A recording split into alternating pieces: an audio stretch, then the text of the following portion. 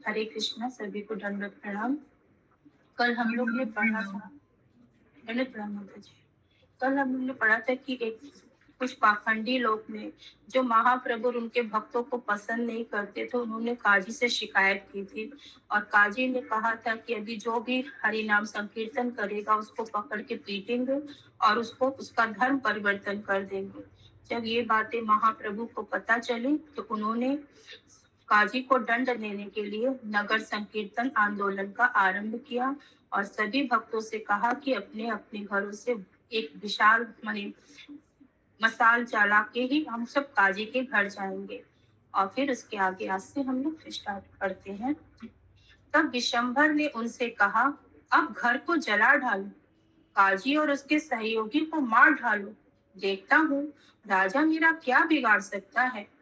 मैं श्री कृष्ण के पवित्र नामों का प्रचार अवृत हुआ हूँ, और यदि कोई भी मेरे इस कार्य में बाधा उत्पन्न करेगा, मैं उसे नष्ट कर दूंगा। दूसरी ओर यदि कोई पापी तापी भी इस हरि नाम संकीर्तन में भाग लेता है, तो मैं स्वयं उसकी रक्षा करूंगा। परंतु यदि कोई हरि नाम कीर्तन करने की बजाय केवल तपस्या, वैराग, ध्यान तथा योग का पालन करता है, तो वह भी नष्ट हो जाएगा। इसीलिए भय छोड़ दो और काजी का घर भस्मीभूत कर दो। यदि यौवन लोग श्री कृष्ण नामों के कीर्तन में बाधा उत्पन्न करेंगे, तो मैं उनकी पूरी जाति को नष्ट कर दूंगा। श्री विशंभर के प्रचंड क्रोध को देखकर भक्तगण घुटनों के बल गिर पड़े और अपनी भुजाएं उठाकर प्रार्थना करने लगे। हे भगवान, आपके एक प्रमुख विस्तार है श्री संकर्षण। वे कभी भी असमय अपना क्रोध प्रकट नहीं करते। उचित समय आने पर रुद्र श्री संकर्षण के विस्तार के रूप में प्रकट होते हैं और प्रलय का कार्य करने के पश्चात पुनः आपके दिव्य शरीर में प्रविष्ट हो जाते हैं। इस प्रकार आपके विस्तार द्वारा प्रलय का कार्य संपादित होता है। परंतु यदि आप स्वयं क्रोधित हो जाएंगे, तो आपको कौन रोक सकेगा। वेदों में आपको क्रोध मुक्त एवं नित्य आनंद में कहकर महिमावंतित किया गया है। वेदों के वे कथन मिथ्या सिद्ध हो, हम इसे सहन नहीं कर सकते। आज आपने काजी को पर्याप्त दंड दिया। यदि वह पुनः आपकी लीलाओं में बाधा उत्पन्न करेगा, तो आप उसका वध कर सकते हैं। हे श्री गौर सुंदर, हे ब्रह्मांड नायक, हे लक्ष्मीपति, आपकी जय जयकार हो। भक्तों की प्रार्थना सुनकर श्री चैतन्य महाप्रभु मुस्कुराने लगे और उनके साथ पुनः कीर्तन नृत्य करने में मग्न हो गए। काजी को उचित दंड मिल चुका था। निर्बद्ध चल रहे कीर्तन को देखकर महाप्रभु संतुष्ट थे।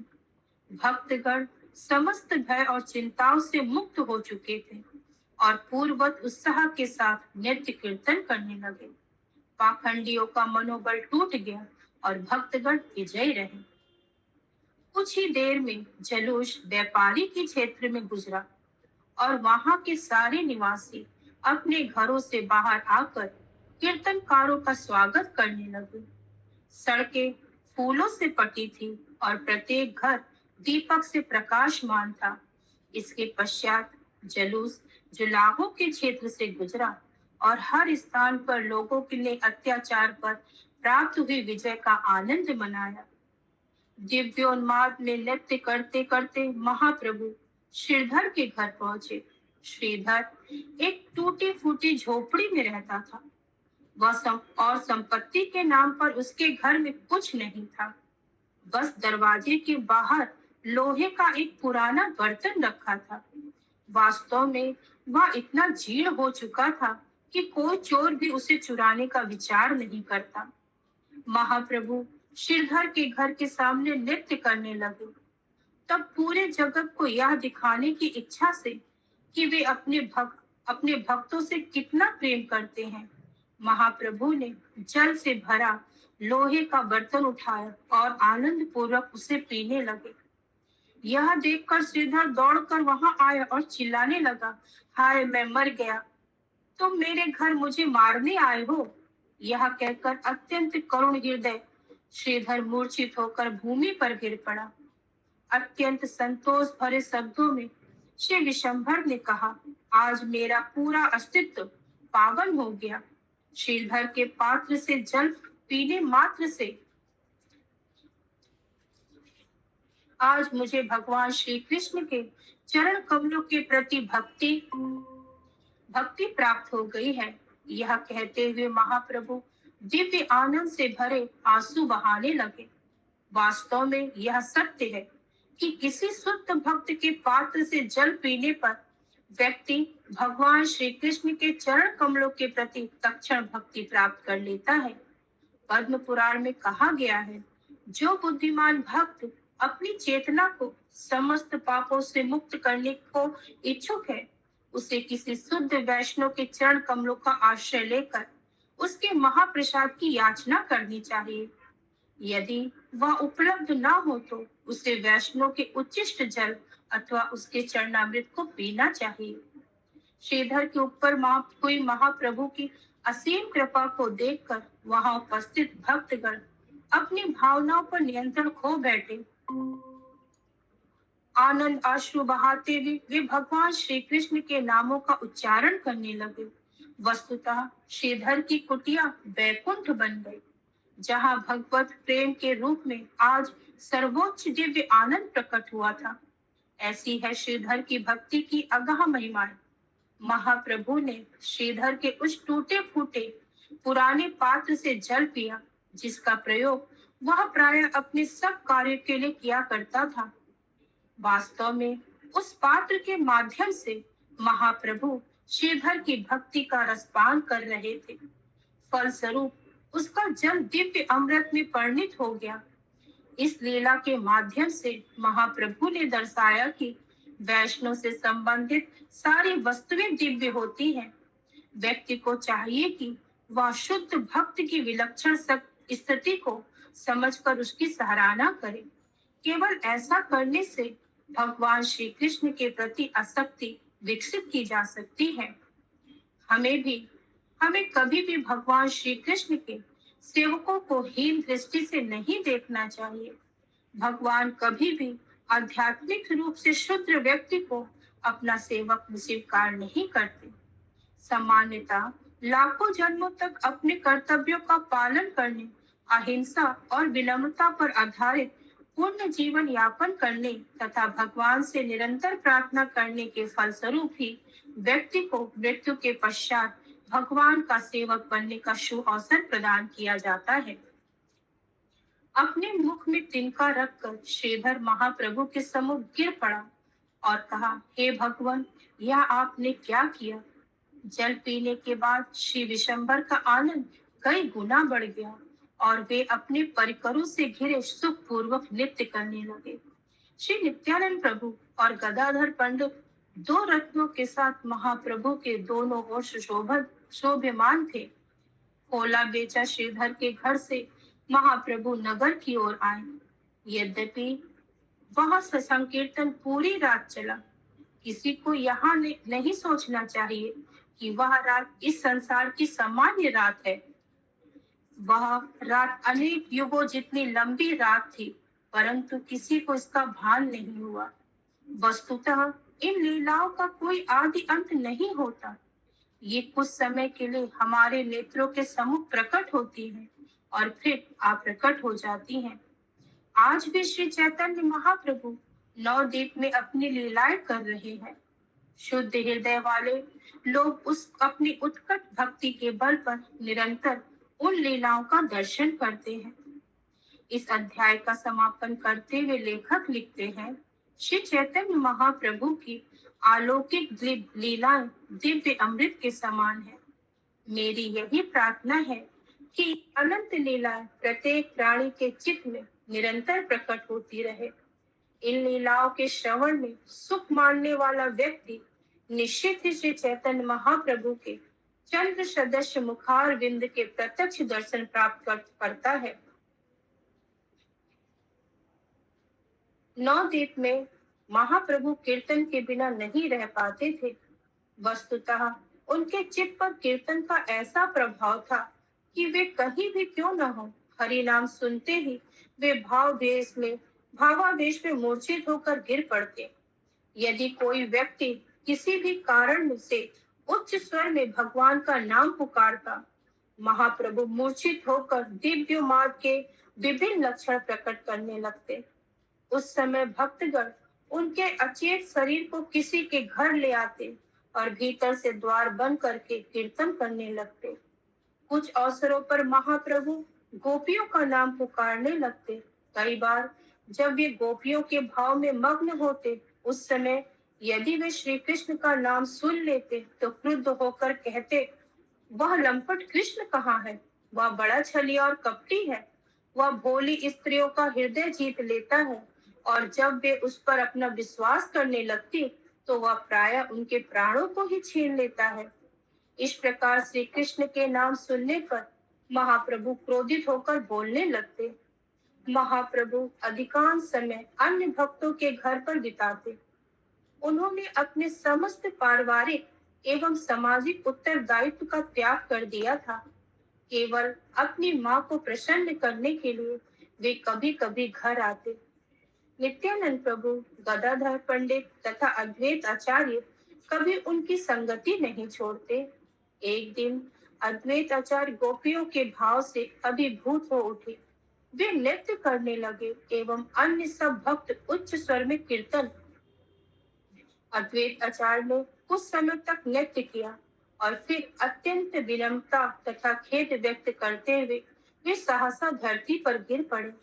अपने दांतों के बीच तिनका रखकर अद्वैत आचार्य धरती पर इस प्रकार लोटपोट होने लगे, मानो भगवत प्रेम के दिव्य अमृत के नशे में मदोमत हो गए हों। कई घंटे बीत गए।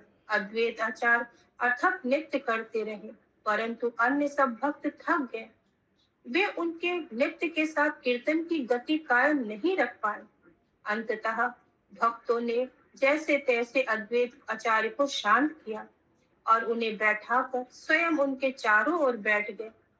अद्वैत आचार्य को शांत हुआ देखकर श्रीवास पंडित, रमाई एवं कुछ अन्य भक्त उन्हें स्नान करने चले गए। परंतु कुछ ही समय बीता था कि अद्वैत आचार्य पुनः खेद की भावना से भर उठे। उनकी तीव्रता बढ़ती गई और वे श्रीवास ठाकुर के आंगन में लौटने लगे। उस समय महाप्रभु अपने घर में विश्राम कर रहे थे, परंतु ना जाने कैसे अद्वैत आचार्य का समाचार उन तक पहुंच गया। महाप्रभु सदैव अपने भक्तों के दुख दूर करते हैं। वे तुरंत श्रीवास ठाकुर के घर पहुंचे और अद्वैत आचार्य को आंगन में लेटा हुआ पाया। उन्होंने अद्वैत आचार्य का हाथ पकड़कर उठाया और मंदिर के भीतर ले जाकर द्वार बंद कर दिए। उन्होंने मुस्कुराते हुए कहा, अद्वैत, मुझे बताओ कि तुम्हारे मन में क्या इच्छा है?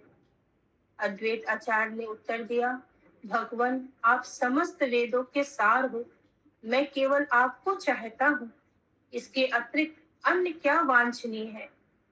मंद मुस्कुराते हुए महाप्रभु ने कहा, मैं तो तुम्हारे सामने हूँ, तुम्हें और क्या चाहिए? अद्वैत आचार्य ने कहा, आप सत्य कह रहे हैं। परम सत्य मेरे सम्मुख खड़ा है, परंतु फिर भी मेरे मन में आपके अद्भुत ऐश्वर्य को देखने की लालसा है। मैं आपके उस रूप को देखना चाहता हूँ जिसे सदियों पूर्व अर्जुन ने देखा था। जैसे ही अद्वैत आचार्य ने यह कहा, उन्हें एक विशाल युद्ध भूमि के बीच एक रथ दिखाई दिया। चारों दिशाओं में लाखों सैनिक युद्ध के लिए ललायत खड़े थे। रथ पर चतुर्भुज रूप में भगवान श्री कृष्ण विराजमान थे। उन्होंने शंख, चक्र, गदा और पद्म धारण किया था।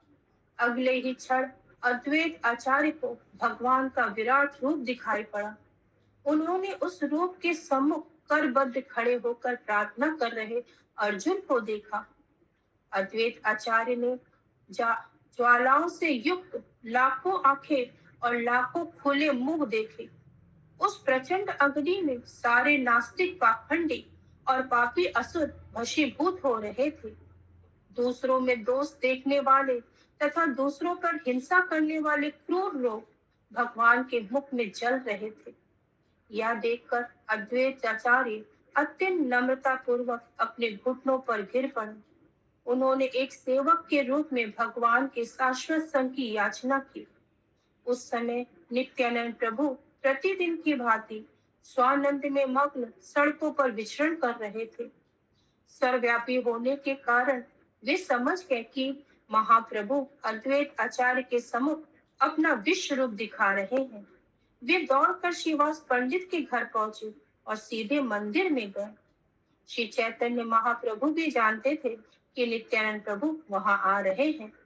भीतर प्रवेश करके द्वार बंद करने के बाद नित्यानंद प्रभु ने भगवान का विश्व रूप देखा।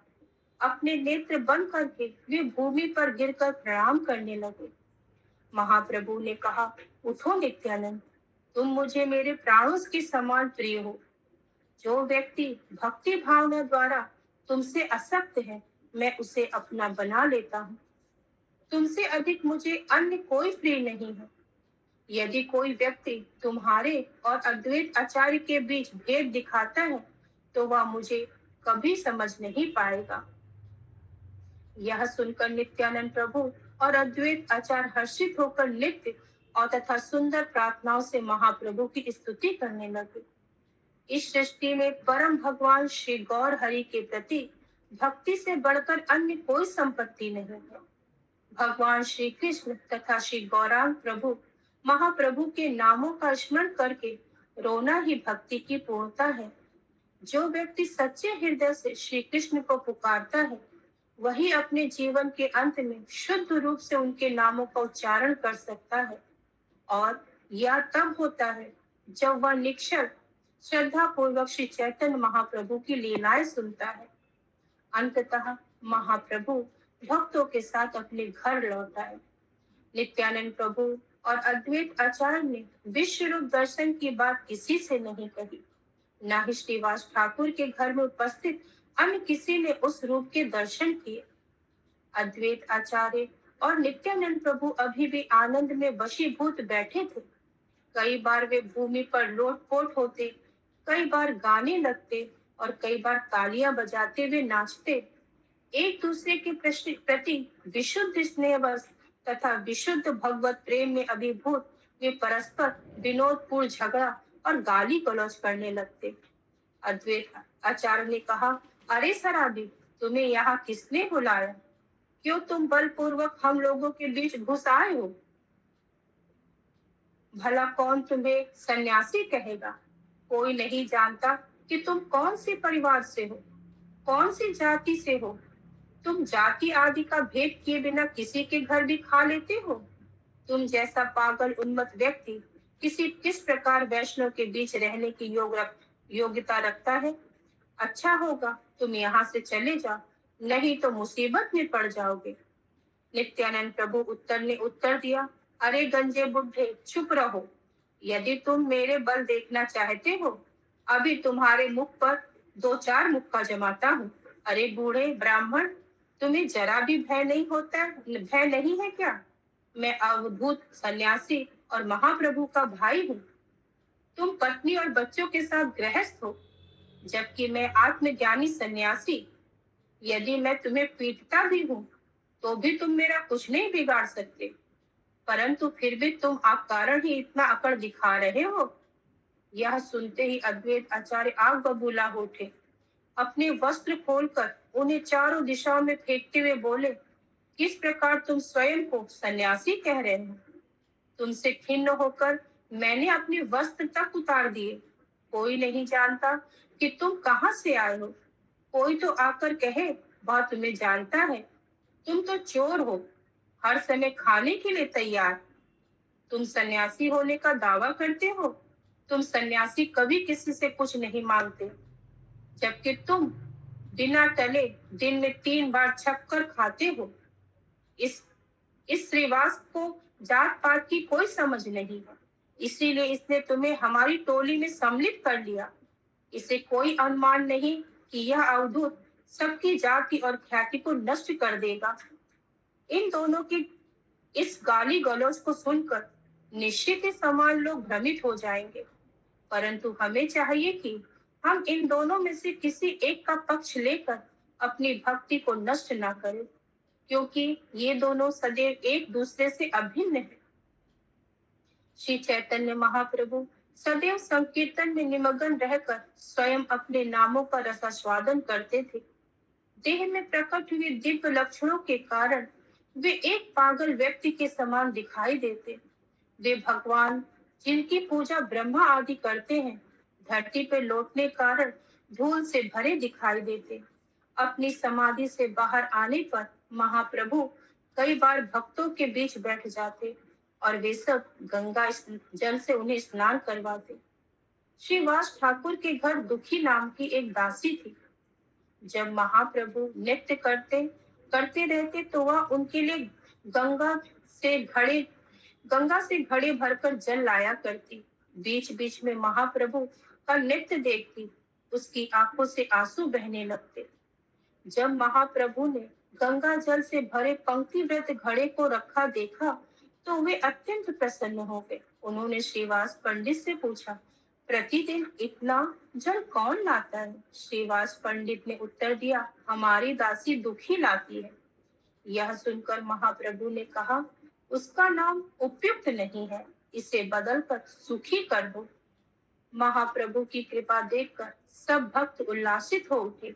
उस दिन से सब उस दासी को सुखी कहने लगे और श्रीवास ठाकुर भी जान गए कि वह कोई साधारण स्त्री नहीं है।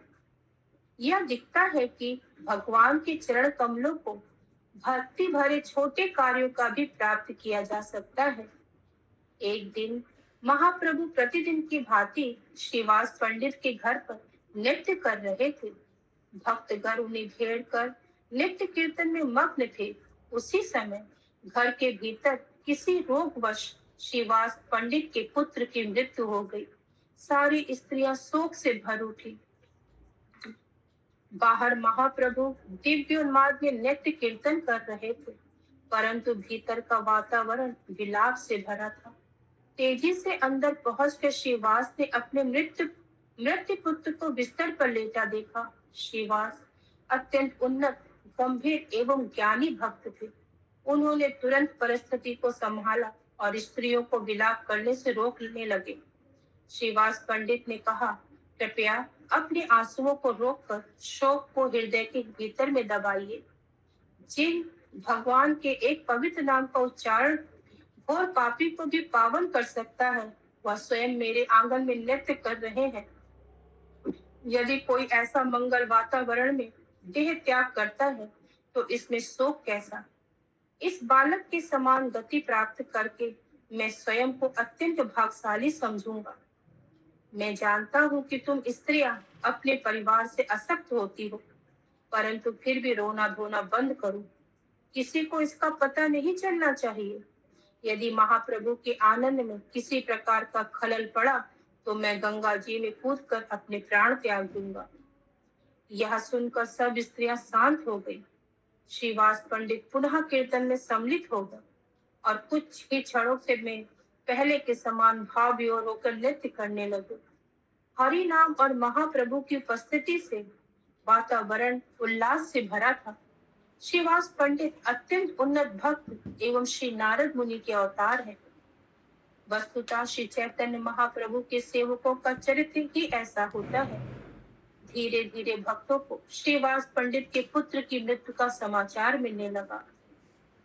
यद्यपि मन ही मन सब दुखी थे, कोई इस विषय में कुछ नहीं कह रहा था। तभी सर्वव्यापी महाप्रभु ने पूछा, आज मेरा मन कुछ उद्गिन लग रहा है। श्रीवास, तुम्हारे घर पे क्या विपदा आ पड़ी है? श्रीवास पंडित ने उत्तर दिया, महाप्रभु, जब आपका मुस्कुराता मुख मेरे घर को प्रकाशित कर रहा है, फिर भला शोक कैसे यहाँ ठहर सकता है।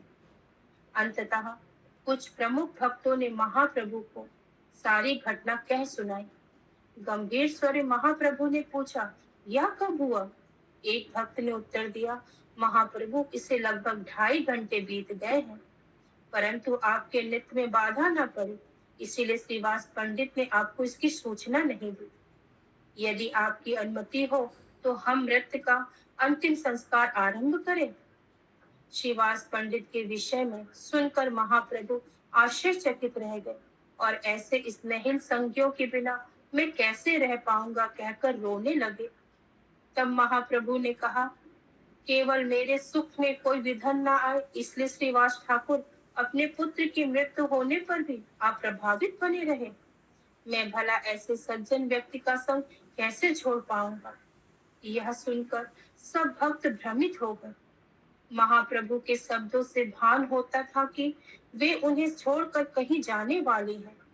भक्तगण नहीं जानते थे कि महाप्रभु शीघ्र ही संन्यास लेकर घर त्यागने की योजना बना रहे थे। स्वयं को शांत करके महाप्रभु भक्तों के साथ बालक के मृत शव को देखने गए। सबकी उपस्थिति में उन्होंने श्रीवास ठाकुर के मृत पुत्र से कहा, बालक, तुमने श्रीवास पंडित का घर क्यों छोड़ दिया? महाप्रभु को मृत बालक से बात करके देखकर सब विस्मित रह गए, परंतु उन्हें तब और अधिक आश्चर्य हुआ जब वह बालक महाप्रभु से बातें करने लगा। उसने कहा, हे भगवान, कृपया प्रत्येक कार्य एकमात्र आपकी इच्छा से होता है। आपकी इच्छा को भला कौन टाल सकता है?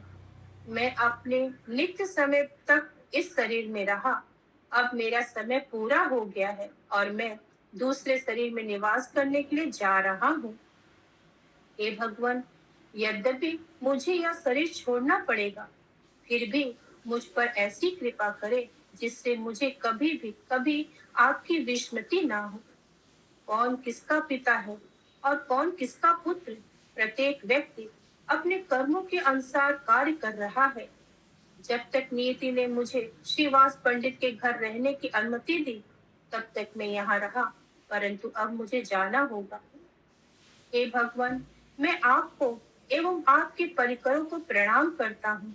कृपया मेरे अपराध क्षमा करें और मुझे प्रस्थान की अनुमति दे।